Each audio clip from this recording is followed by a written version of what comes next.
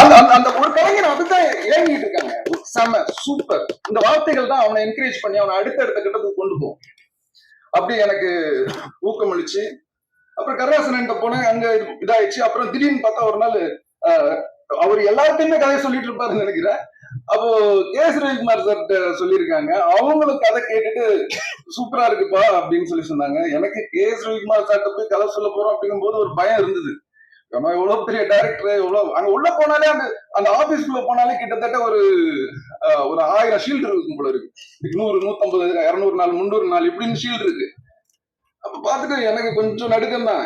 பெரிய தலையிட்ட சொல்றோம் அப்படிங்கிற ஒரு நடுக்கம் இருந்தது. போனா அங்க கதை கேட்கறதுக்கு ஒரு 15 பேர் சுத்தி உட்கார்ந்துருக்காங்க.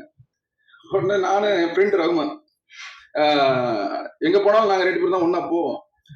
அப்போ ரகுமான் நானும் உள்ள போயிட்டோம். உள்ள போயிட்டு உட்கார்ந்துருக்கோம். கதை சொல்றதுக்கு ஆரம்பிக்கும் போது இப்ப ஆரம்பிச்ச மாதிரி ஒரு சின்ன நடுக்கம் இருந்தது. அப்புறம் கதை சொல்லும் போதெல்லாம் அந்த கேரக்டருக்குள்ள உள்ள போக ஆரம்பிச்சிடும், பேய் பிடிச்சிடும் நமக்கு. அப்புறம் அதை ஸ்டார்ட் ஆகி அப்படியே போச்சு. போனோம்னா கேட்டாரு ரவிக்குமார் சார், சூப்பரா இருப்பா கதை அப்படின்னு சொன்னாரு. தேங்க்யூ சார், நல்லா நடிக்கிறேன்னாரு. ஓகே சார், ரொம்ப சந்தோஷம். அப்புறம் யூஸ்வலா சொல்லுவாங்க அப்படிங்கறத கடந்து அப்படியே வந்துட்டோம். சரி, நம்மளை என்கரேஜ் பண்றதுக்காக சொல்லிட்டாரு.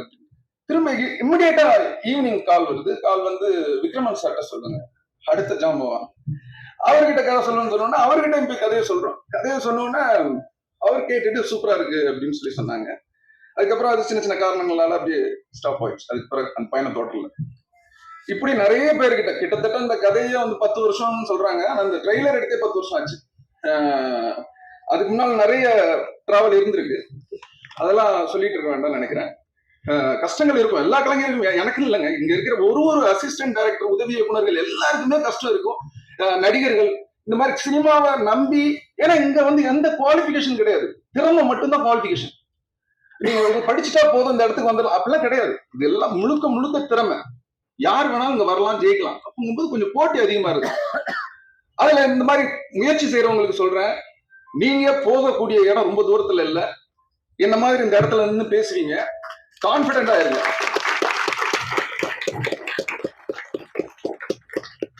அப்புறம் எங்க படத்தோட கேமராமேன்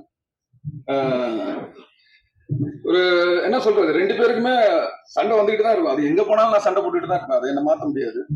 சண்டை போட்டு இது பண்ணிட்டு தான் இருப்பேன். அவர் ரொம்ப சூப்பரா பண்ணாரு, செம்மையா பண்ணாரு.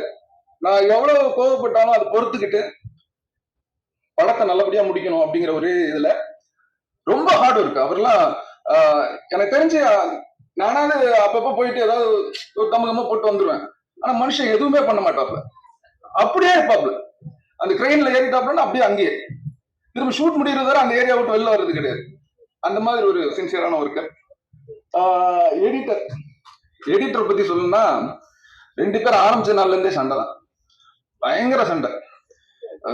சட்டையை பிடிச்சிட்டு பிச்சுக்கல, அவ்வளவுதான். ஆனா நமக்கு கொஞ்சம் எடிட்டிங் தெரியணும்னா நம்ம கொஞ்சம் அடிமையிலேயே சிலது பேசுவோம். அவரு சரி இவங்கிட்ட வேற வழி இல்லை, பொறுத்து போவோம் அப்படின்னு சொல்லிட்டு அவரு கொஞ்சம் அட்ஜஸ்ட் பண்ணி போனாப்ல. ஆனா உண்மையாவே அவரோட எடிட்டிங் தாங்க படம். நான் பண்ணதில்லை. நான் வந்துட்டு சின்ன சின்ன இன்புட் தான் கொடுப்பேன். அதுக்கு அவர் தலைவா இப்படி ஒண்ணு பண்ணலாமா அப்படின்னா அதுதான் அங்க சூப்பரா நிற்கும். ரொம்ப அருமையா எடிட் பண்ணி கொடுத்தீங்க தியாகு, ரொம்ப சந்தோஷம். அதுக்கப்புறம் அம்பிகா குமரன் பத்தி சொல்லணும்னா வந்தாங்க. வந்து ஒரு நாள் வெங்கடண்ண வந்து வாய்ப்பு வாங்கி கொடுத்தாங்க, வந்து இவங்களை சேர்த்துக்குங்க அப்படின்னு சொல்லும்போது அவங்க ஒரு கவிதை தொகுப்பு, ஒரு புத்தகம் கொடுத்தாங்க. படிச்சேன், நல்லா இருந்தது. அதுக்கப்புறம் வர சொல்லுங்கண்ணே சேர்ந்துக்கிட்டோம் அப்படின்னு சொன்னேன். நிறைய பெண் இயக்குனர்கள் கேட்டிருக்காங்க, பட் எனக்கு அவங்களுக்கு ஏதோ கொடுக்கணும்னு தோணுச்சு, கொடுத்துட்டேன். அதுக்கப்புறம் அவ்வளவு சின்சியரான ஒர்க், டெய்லி அசிஸ்டன்ட் டைரக்டரா சூப்பரா ஒர்க் பண்ணாங்க. அப்புறம் ஒரு பெண்ணால எவ்வளவு சப்போர்ட் பண்ண முடியுமோ, அவங்க உடல் பாதைகளை தாண்டி எவ்வளவு சப்போர்ட் பண்ண முடியுமோ அவ்வளவு சப்போர்ட் பண்ணாங்க. ரொம்ப தேங்க்ஸ் அம்பிகா. அதுக்கப்புறம் அவங்களோட பாடல், ரொம்ப நாளா கவிதை எழுதுறதுக்கு, அந்த பாடல் எழுதுறதுக்கு முயற்சி செஞ்சுக்கிட்டு இருக்கேன் அப்படின்னு சொன்னாங்க. நான் அப்போ சரி நீங்க சும்மா எழுதுங்க பாப்பா, அதை நம்பிராதீங்க, நான் வாய்ப்பு கொடுப்பேன் நம்பிராதீங்க, நீங்க சும்மா எழுதுங்க அப்படின்னு. நல்லா இருந்தா வாய்ப்பு கொடுக்குறேன் அப்படின்னா அவங்க எழுதுனாங்க. ரொம்ப சூப்பரா எழுதிருந்தாங்க பாட்டு. அது இவர் ரகுநந்தன் சார் கூட சொன்னார், இந்த பாட்டு ரொம்ப சூப்பரா எழுதியிருக்காரு அப்படின்னு. சூப்பர். அதுக்கப்புறம் மியூசிக் டைரக்டர் ரகுநந்தன் சார். மனுஷன் எனக்கு தெரிஞ்ச இந்த உலகத்துல என் கூட ஒத்து போற ஒரே மனுஷன் அவர் தான் நினைக்கிறேன். நான் என்ன செஞ்சாலும் பொறுமையா இருந்து செய்டா கண்ணா பார்த்துக்கிட்டே இருப்பாப்ல. நான் பாட்டுக்கு ஏதாவது உன்னை கத்திட்டு கிடப்பேன். ஏதோ ஒண்ணு நான் வாழ்காலத்தையே ஒரு என்ன சொல்ல டிராக்குக்கு எழுதுனேன் சார். நான் பாட்டு எழுதுலாம் எழுதல சார், சத்தியமா பாட்டு எழுதல. சும்மா டிராக்குக்கு வாயில சொல்லிட்டே இருந்தேன், இதை போட்டுங்க. அந்த டிராக் பாட்டாயிருச்சு. அப்புறம் திரும்ப அவர் சொன்னார், இதே வச்சுக்கலாம் பிரதர் அப்படின்னாரு. அது எல்லாரும் நல்லா இருக்குன்னு சொன்ன உடனே தயாரிப்பாளர் சொன்னார், நல்லா இருக்கு மைக்கேல், இதை வச்சுக்கலாம் அப்படின்னு சொன்னாங்க. சொன்னதுக்கு பிறகு அவர் அக்செப்ட் பண்ணாம நம்ம அதை வைக்க முடியாது. அப்படி வந்தது அந்த பாடல். இனிமேல்லாம் எழுதுற ஐடியா எல்லாம் இல்ல. உங்களை மாதிரி ஆளுங்களுக்கு எல்லாம் வாய்ப்பு கண்டிப்பா. ஏன்னா நீங்களா திறமசாலி, நான் சும்மா ஏதோ ஒரு ஃப்ளோல போயிட்டேன் அங்க. தேங்க்யூ. அப்புறம்